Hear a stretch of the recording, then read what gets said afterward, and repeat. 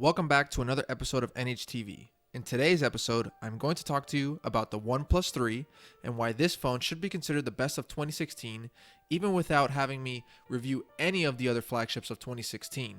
I know for a fact that this OnePlus 3 should be considered the best flagship of 2016, period.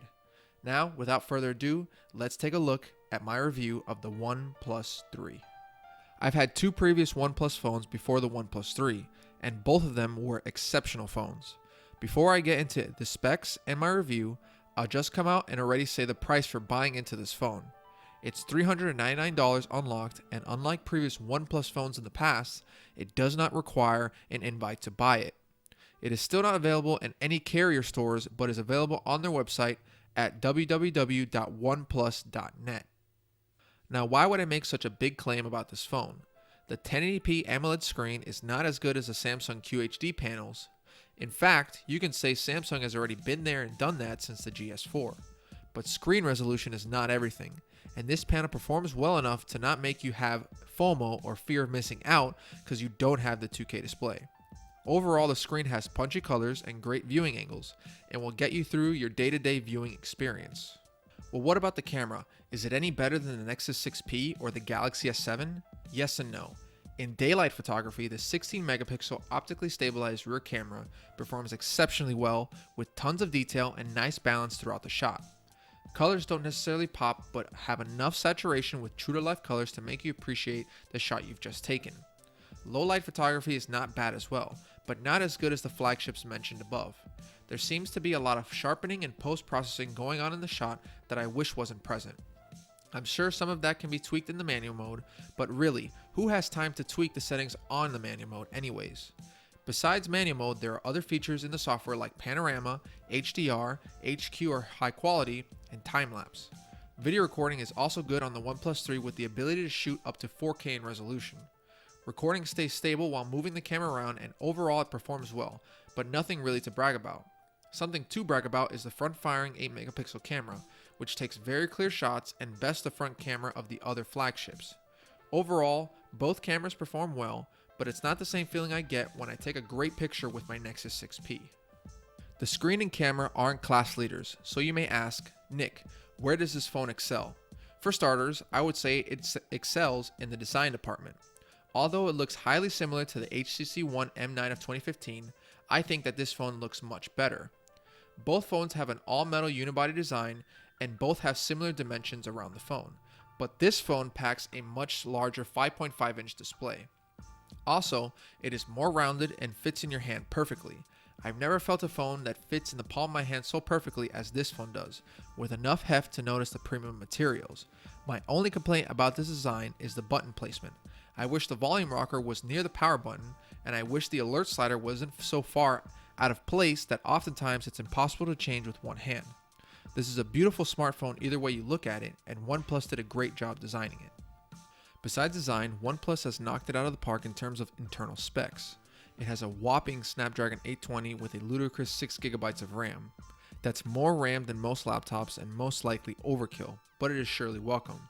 To try and show you just how fast this device is, I've conducted a speed test versus the 6P where I opened 10 different apps and then cycled through them to see how well RAM manages to keep apps in the background.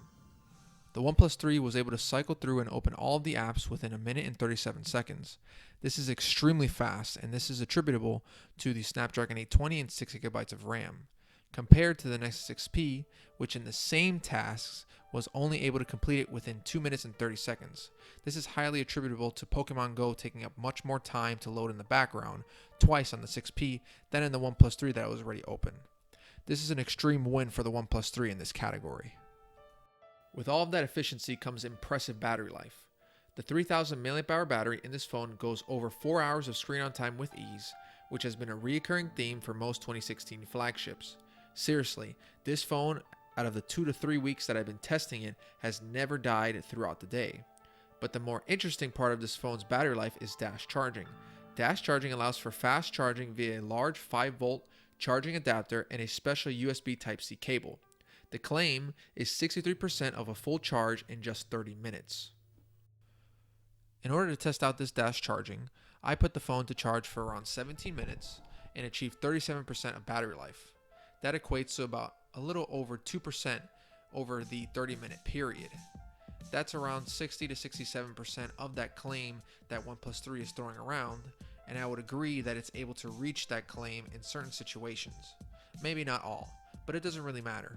Since the OnePlus 3 has such great battery life, the fact that you can achieve 60% battery life in that 30-minute span is still very, very good and very helpful.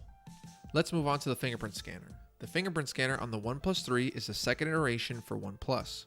It's located on the front of the phone and overall has a large surface area available for your finger. OnePlus states that it can take up to 0.2 seconds to unlock the device, and although I can't confirm how fast it is, just judging it by day-to-day use would make me believe this claim. But that is when the scanner actually reads your fingerprint. On OnePlus's website, they mention that this fingerprint scanner actively learns and progressively improves with time, and I'm not sure if I believe that. Compared to phones like the Nexus 6P, the Honor 5X, or the Huawei Mate 8, this scanner seemed to misread my fingerprint more often. It often happened when first trying to unlock my phone after a long period of time. It is slightly disappointing, but its speed to open the phone makes up for some inaccuracies. One additional perk with this fingerprint scanner is that it also doubles as a home button, which feels better implemented on this phone than the iPhone since it does not require the pressing of an actual button. Let's move on to a particular area that has been a stormy situation for OnePlus flagships, and that is the speaker. It is located on the bottom of the phone and is by far the best bottom-mounted speaker I've ever heard. It gets quite loud and the sound is crisp with little to no distortion at very high volumes. Bass could be a little bit better, but the best way to describe this speaker is balanced.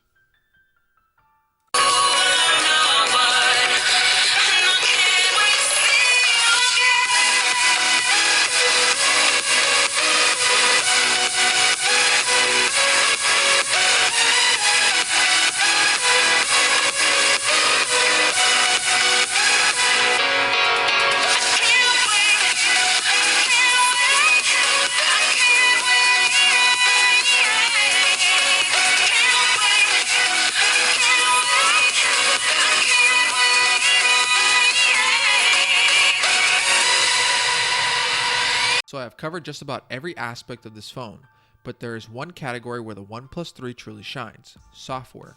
Running on Oxygen OS 3.2.4, which is based on Android Marshmallow, this iteration of Android is very similar to stock Android, but there are a few awesome tweaks. My personal favorite are the custom themes. The ability to change your theme to a system-wide dark mode is very cool, especially when you have an AMOLED screen.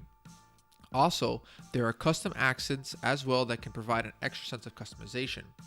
I am currently using the turquoise color, but there's also lime green, red, orange, etc.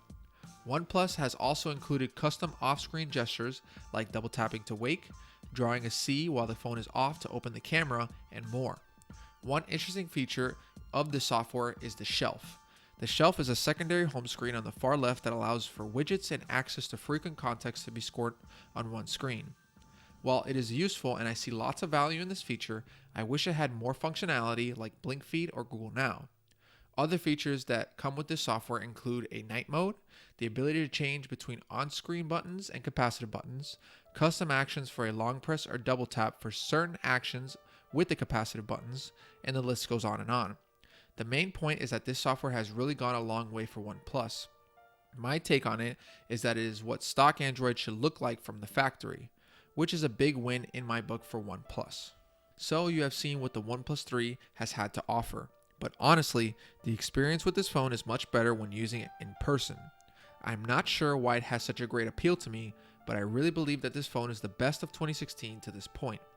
It truly is a balanced device with no real major complaints across the board.